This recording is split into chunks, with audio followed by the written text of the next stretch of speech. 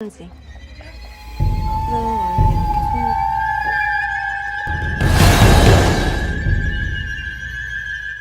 Hi guys, Korean movie recapped here. Warning, spoilers ahead.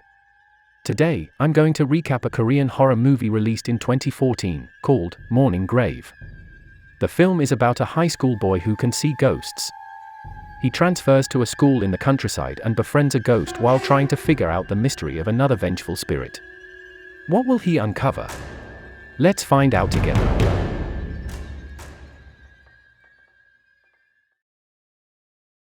The movie opens with our main protagonist, In-soo, calling her mother while riding a train. He tells her that the school he's now attending is better than in the United States and that he hasn't seen them anymore. After the call, suddenly, the talisman he's been holding starts spinning, and he sees a scary figure standing next to a lady. Apparently, In-soo can see ghosts. Suddenly, a few guys from his school ambush In-soo. They bully him because they think he's lying about being able to see ghosts. In-soo goes along with it and says it is indeed a lie so that they leave him alone. In-soo wishes that it's a lie, as the ghost he keeps seeing is very scary. He walks back to his room, constantly holding the talisman. He's about to drink when a spirit suddenly shows up and asks him to help avenge her. In-soo manages to lead the police to find the ghost's grave. He calls his uncle, Seon, to say that he will live with him in the countryside. In-soo says he's just lonely, but Seon mentions that more ghosts will come to bother them if they live together, as he can also see ghosts like In-soo. In-soo complains about the ghosts always bothering him, but Seon says it's because he keeps granting them wishes. Either way, In-soo has decided to move, as his uncle lives in his parents' house anyway.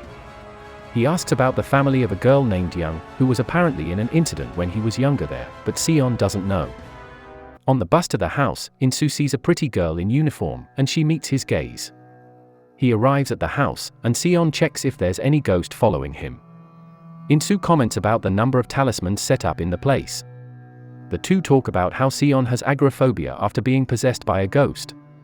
We find out that the amulet In-soo has is an heirloom from his great-grandfather. The next day, In-soo goes to his new school and is seated next to a delinquent group. A girl, Ji, switches seats to be next to him and flirts with him, but he doesn't respond.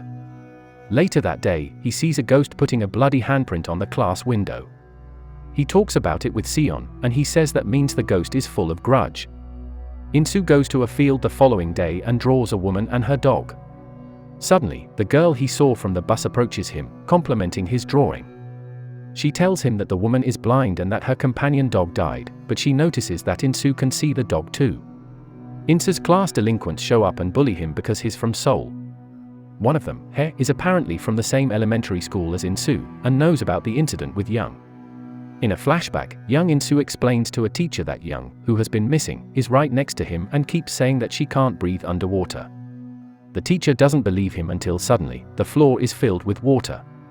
In the present, Hae warns In-soo to lay low, or he'll spread rumors about him being able to see ghosts.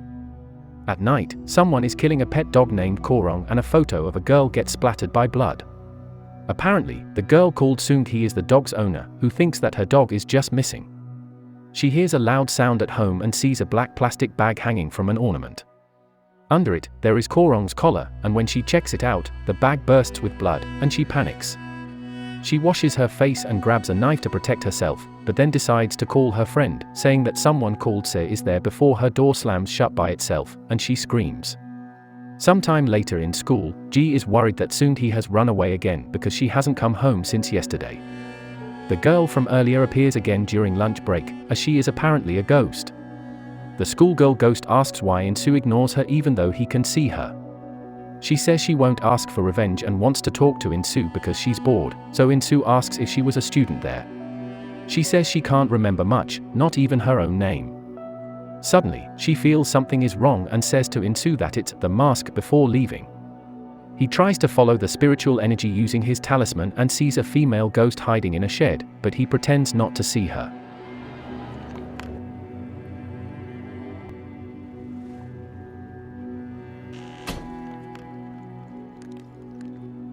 Somewhere else, Seung-hee is being tied up and gagged in a house, where the door is being banged repeatedly.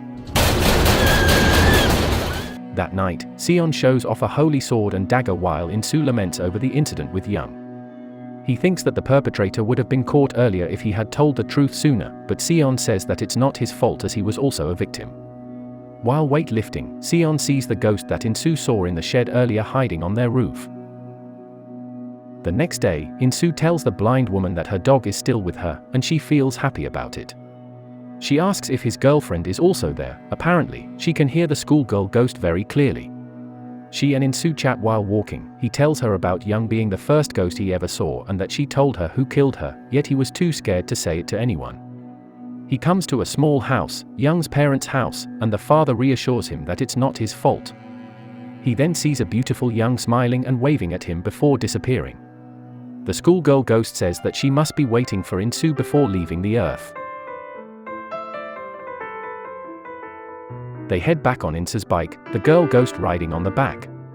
They stop to sit in the snow. Her hands are cold, so Insu offers to heat them up with his breath. The two start to get closer together. Insu even draws a picture of them because they can't take a selfie. One night in school, Ji is bullying a guy when Insu decides to stand up for him. In his house, Insu is watching the TV about a murder investigation, wondering who the ghost called the mask in school is. While Seon is trying to get the ghost from earlier to talk, she suddenly tells them that the mask's name is Se. Seon asks about Se's grudge, but the spirit doesn't want to answer. At school, a student named Kita takes his girlfriend, Nara's phone from the teacher's room, and then they go to an empty classroom to flirt. She leaves for the restroom, and Kita lays down on a desk before he gets hit by someone. Nara hears knocking sounds in the restroom and thinks it's her boyfriend. She goes out and hears someone breathing and checks the stalls before seeing Soon-hee's ghost. She runs away and looks for Ki-tae, before seeing his corpse slammed on a door. She calls Ji to say that Soon-hee's spirit has a mask on like Se, but the voice says that it's Se, and Nara gets attacked. In school the next day, the teachers are asking Ji and Hae about their friend's disappearance. They say they don't know anything, and Ji thinks about Nara's call from last night. She hears Insu asking someone if they know a student named Se, and apparently, she died a while ago. Insu asks for her picture, but Ji asks what he wants to do with it before calling Se a bitch. Later, when Insu is skipping rocks with the schoolgirl ghost, a classmate texts him Se's picture. Apparently, the schoolgirl ghost is Se, but the vengeful Se wearing a mask is different from her. He asked about her death to the schoolgirl ghost, and she says everyone knows why she died and tells him why. Insu goes to beat up Hae, saying that he and his gang killed Se, and that's why she's taking revenge. Hae beats him up, but Ji feels like Insu is right as their friends would not ignore them for this long. Instead of a ghost, she thinks it's Se's father who's doing the revenge, so they head to his house, but Ji texts Insu to ask for backup. Insu is talking to Seon about why there can be two ghosts from one person, and Seon says that the spirit could have split its personality when she died because of the trauma she faced. When Insu gets the text from Ji, Seon gives him the spiritual dagger and tells him to be careful before he leaves. In Se's house, the couple explores the house, and a door starts banging repeatedly.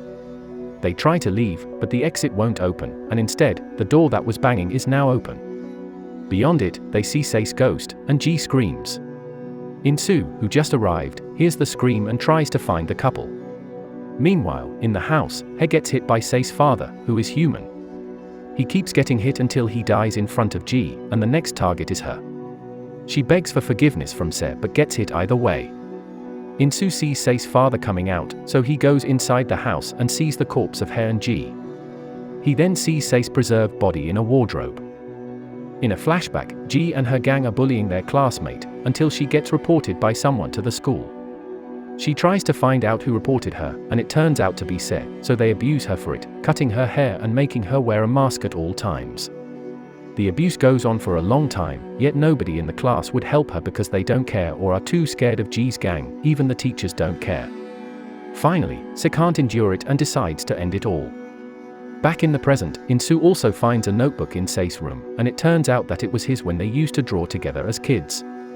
He then finds a list of people that Se wants revenge on, and one more name is uncrossed, which is the teacher's name. He rushes to the school while calling Seon to perform an exorcism in Se's house. At school, the teacher who is on the computer suddenly sees Se on her screen.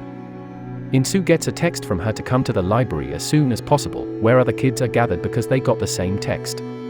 Insu tells them to get out of there, but it's too late, as the light is suddenly turned off. A student sees the teacher pouring gasoline all around the library floor before throwing it towards the students. Sei's vengeful ghost, the mask, appears and says the students are worse than the bullies for doing nothing to help her. She turns on a lighter and drops it, but it is caught by the other Se ghost, the schoolgirl. The two debate whether to punish the students or not, the mask saying that the schoolgirl is weak and casts her away. The mask returns to her revenge, wanting the students to feel the same pain and fright as she did. She possesses the teacher and wrecks the library until one student tackles the teacher, unconscious her. Insu tries to find another student that the mask possesses, and it turns out to be the girl she tried to help back then. She turns on the lighter again. Meanwhile, in Sei's house, Sion performs an exorcism to Sei's body using the holy sword but struggles to stab her with it. The dagger that Insu carries starts to light up as it is connected to the sword, and Insu knows that the exorcism has begun. He shows his notebook that he found in Sei's room, and we see a flashback of them as kids who like each other. Insu apologizes to the mask, who has now turned back into Se, for not noticing who she was earlier. She gives Insu the lighter, but the mask returns, holding his hand to drop the lighter. Sion manages to perform the exorcism and shouts for Insu to complete the ritual. Insu grabs the dagger and stabs the mask, making her turn back into Se. She says goodbye to Insu, before disappearing for good.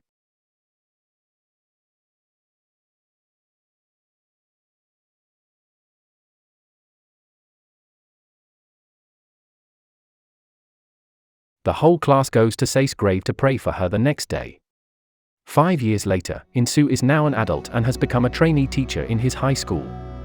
When he introduces himself, he sees a ghost sitting at a desk at the back of the class. The movie ends with the spirit approaching Insu.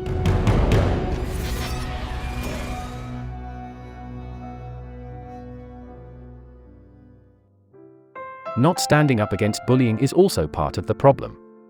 Se needed help so bad but no one even noticed. She took revenge as a ghost because she did not get any help from her classmates and teachers. Do you think the bullies deserve it? Let us know what you think in the comment section. Don't forget to subscribe and like the video. Thank you for watching, and as always, see you next time.